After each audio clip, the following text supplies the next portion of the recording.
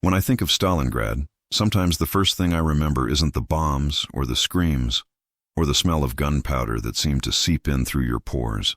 What comes back to me before anything else is the cold. A cold so hard it split wood, silenced birds, and turned engine oil into a lazy gray paste. I had never seen anything like it back in the days when I fixed engines in the little workshop at home, where the worst nuisance was the wind sneaking in through the door when some hurried customer forgot to close it. But there, on the banks of the Volga, in 1942, fixing a plane was almost like praying, and I prayed a lot, even if I never admitted it to the others.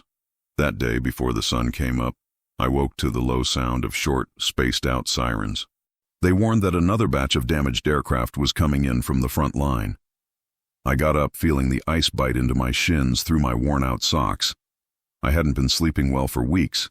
It wasn't just fear, it was the responsibility. Without my repairs, those pilots weren't taking off, and without them, the boys on the ground weren't getting cover. An entire chain depended on bolts tightened by trembling hands like mine. When I reached the makeshift hangar, a wooden structure reinforced with old metal plates, I saw in the distance the silhouette of a P-39 Cobra limping across the frozen field. It was almost sliding along with its landing gear crooked and the engine coughing like an old man with bronchitis. One of the sergeants ran up to me, his face red from the wind. "Turner, that one shouldn't have even made it back alive." I just nodded. The pilot opened the canopy with difficulty. He was a kid, but in that place everyone was. His hands were shaking, and I couldn't tell if it was from the cold or from what he'd just seen. I helped him down, and he told me the propeller wasn't responding properly. The engine had almost died in the air, and part of the fuselage looked like it had been chewed up. "If you can get her flying again." He stopped, staring at the ground. "Well, that'll save more people than I can count." I didn't answer. I just put a hand on his shoulder. Sometimes keeping quiet is the only way to comfort someone. I towed the aircraft into the hangar. The wind howled through the gaps as if it wanted to come in and finish the job before I could. I took off my gloves despite the cold. I needed to feel every vibration, every loose bolt, every tiny sign that the plane could still be saved. The metal burned, it was so cold, and my fingers went numb within minutes. The propeller had been hit by shrapnel, warping 2 of the blades. The Allison engine was hanging by a thread, 3 fuel lines partially clogged by ice and built-up grime. And the fuselage, well, it looked more like a patchwork of repairs than a solid piece. I spent hours bent under the plane, with the weak light of an oil lamp that flickered every time the wind hit. There were moments I almost gave up, thinking it was pointless to try and save that machine. But then I would remember Mary and the letters she sent. She always wrote, "Come back alive, but come back knowing you did what you thought was right." And I thought it was right to try. I worked on the fuel lines with a watchmaker's patience. My hands ached, but I kept going. When I finally heard the last click of the valve fitting perfectly into place, I felt a kind of quiet victory. Small, but real. Then came the most delicate part, the propeller. Without properly balanced blades, the engine would vibrate itself to pieces. That was work for a big workshop, not an improvised hangar in a ruined city. But that winter, improvising was our way of surviving. Using a tool that was already bent from so many battles, I slowly coaxed the metal back into something close to its original shape. Not perfect, but good enough to fly. When I finished, I felt my back lock up. I leaned against the fuselage and closed my eyes for a moment. The air smelled of burnt oil and fragile hope. The pilot came back at the end of the afternoon. He looked at the plane as if it were a wounded friend. "Can you make her fly again?" I took a deep breath, looking at every patch, every spot where my hand had left a mark. Then I started the engine. For a few seconds it coughed, complained, threatened to die. My heart beat in time with the irregular revs, but then the sound changed. It became steady, deep, like an animal waking up and remembering its own strength. The pilot smiled, and, without a word, climbed back into the cockpit. The wind was stronger now, but he taxied slowly, reached the makeshift runway, and lifted off.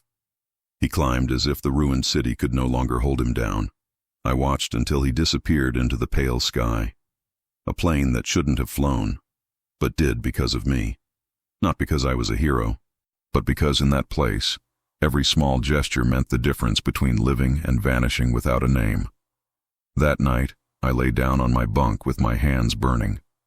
I thought of my children, Tommy and Grace, and imagined that maybe, somewhere in the future, they might hear this story and understand that, even in a frozen hell, we still tried to do something right, and I fell asleep before I could finish the silent prayer I always said. I woke to the sound of hurried footsteps in the barracks hallway. In war, nobody runs without a reason, especially not in that Stalingrad winter, where even the air felt too heavy to waste energy. I sat up in bed, rubbing my face, smelling damp wool, stale sweat, and cigarette smoke soaked into the place. Before I could get my boots on properly, the door flew open. "Turner, up. We need you in the hangar.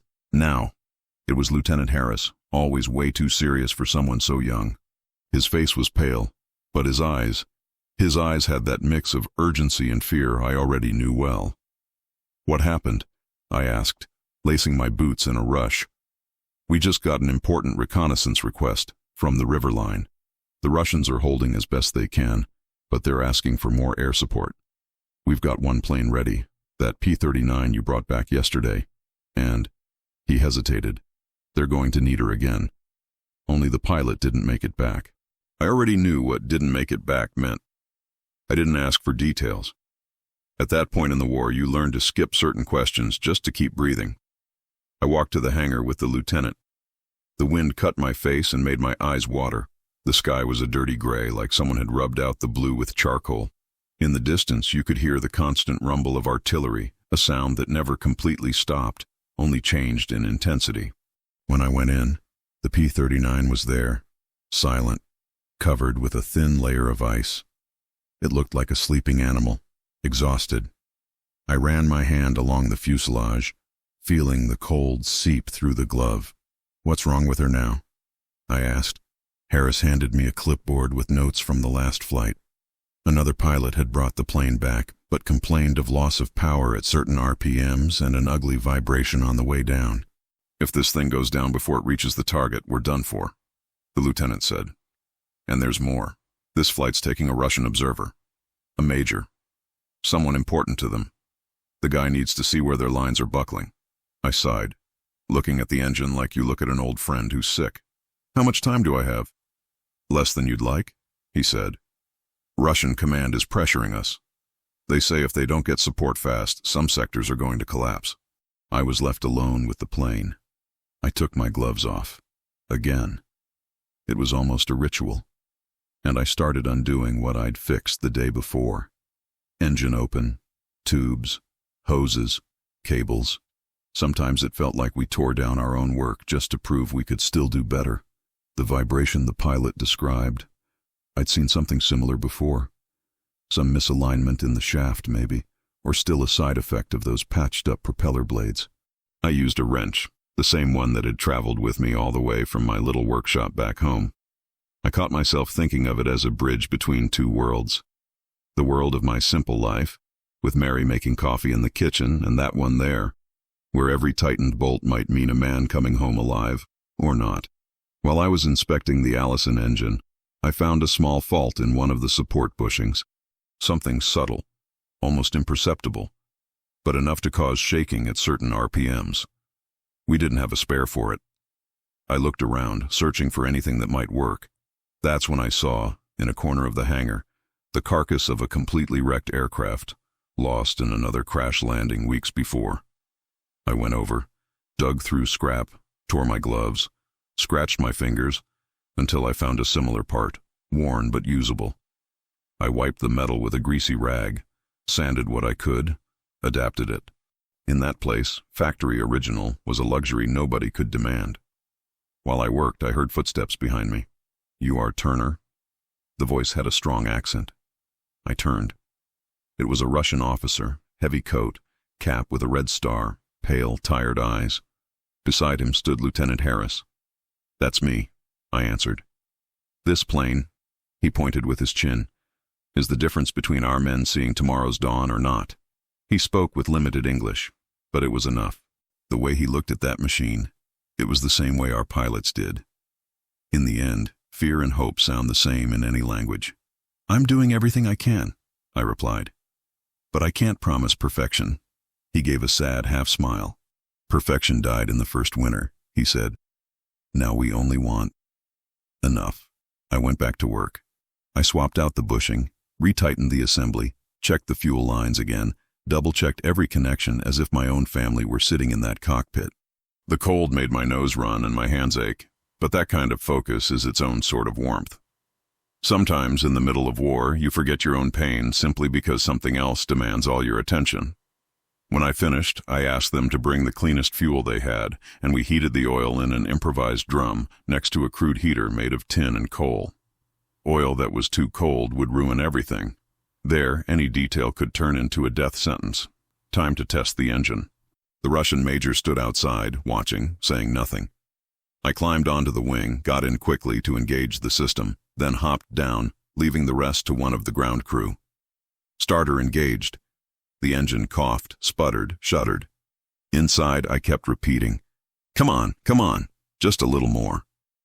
Then suddenly the sound changed. The vibration was still there, but now it was uniform, alive, solid.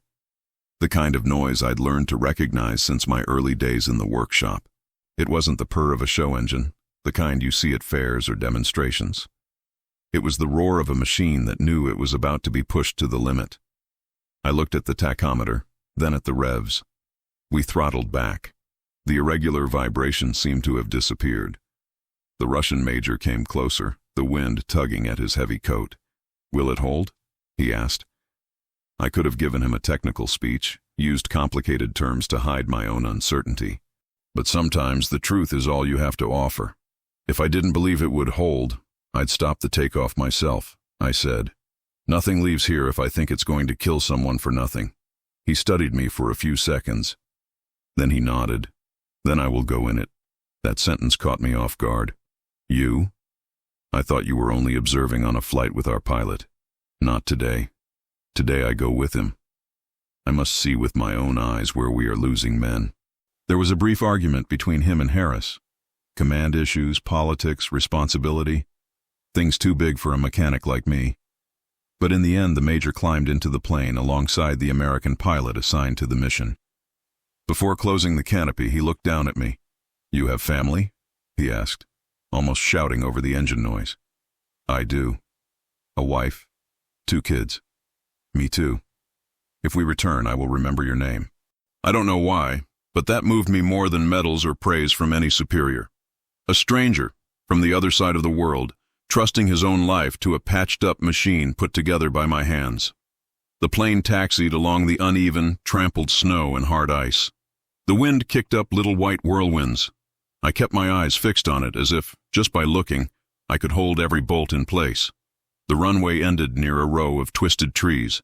When the pilot pulled back on the stick, the plane hesitated for an instant, as if it didn't want to let go of the shattered ground. My heart stopped with it. Then, with a jolt, the P-39 climbed.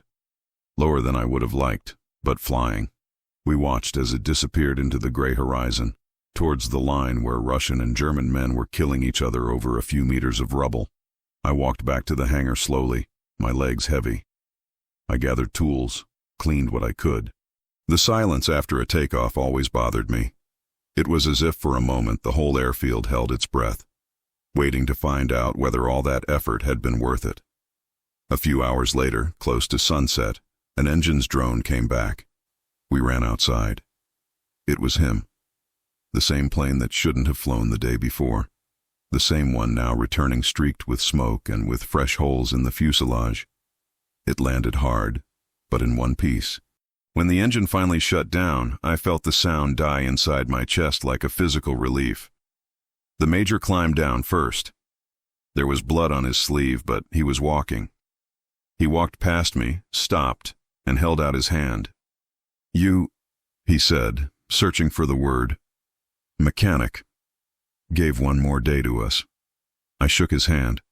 There was nothing heroic there, just 2 exhausted men, from different sides of the same hell, acknowledging that for a few hours they'd managed to fool death. That night, I wrote to Mary.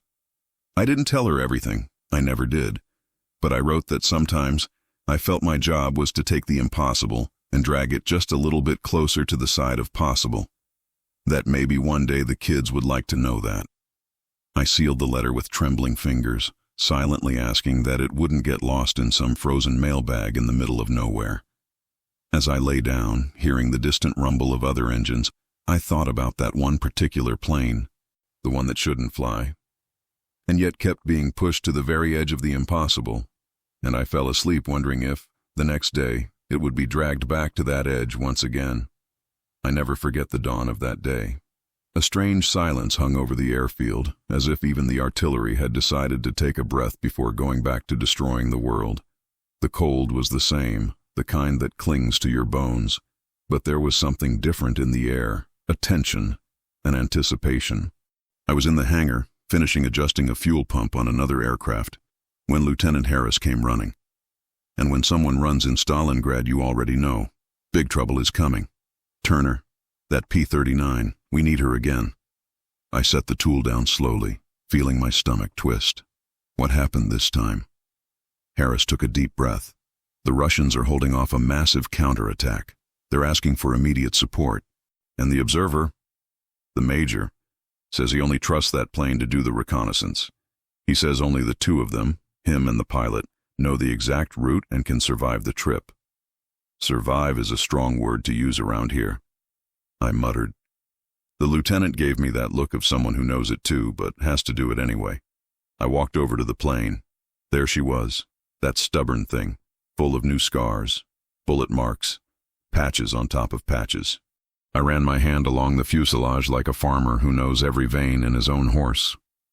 So you've still got one more flight in you, I said quietly as if she could hear me. I started the inspection. Everything seemed normal, within the abnormal of that war. Until something caught my eye. A feed hose was starting to crack from the extreme cold. Tiny, almost invisible. But I knew that in a hard maneuver or under too much vibration, it could open up like a wound. We needed a new part, and we didn't have one. I turned over crates, drums, scrap piles, pieces nobody even remembered where they came from. My hands were shaking, not from the cold, but from urgency, until I found something that might work. A section of flexible tubing from a Russian plane that was never going to fly again. It wasn't the ideal size, but it could be adapted. I spent almost an hour shaping that piece until it fit. When I finally tightened the clamp and heard the dry little snap that told me it was secure, I felt a wave of relief wash through my chest like warm fire. That's when I heard footsteps, 2 sets, coming closer. The pilot assigned to the previous mission and the Russian major. Only this time the pilot was limping, leaning on a comrade. "What happened?" I asked. The lieutenant answered, "Leg wound. He can't fly today." I looked around, waiting for someone to follow up with a, "We'll call another pilot," but nobody said a word. Their faces were too tense, too serious. Until Harris finally spoke. "Command wants you to go along."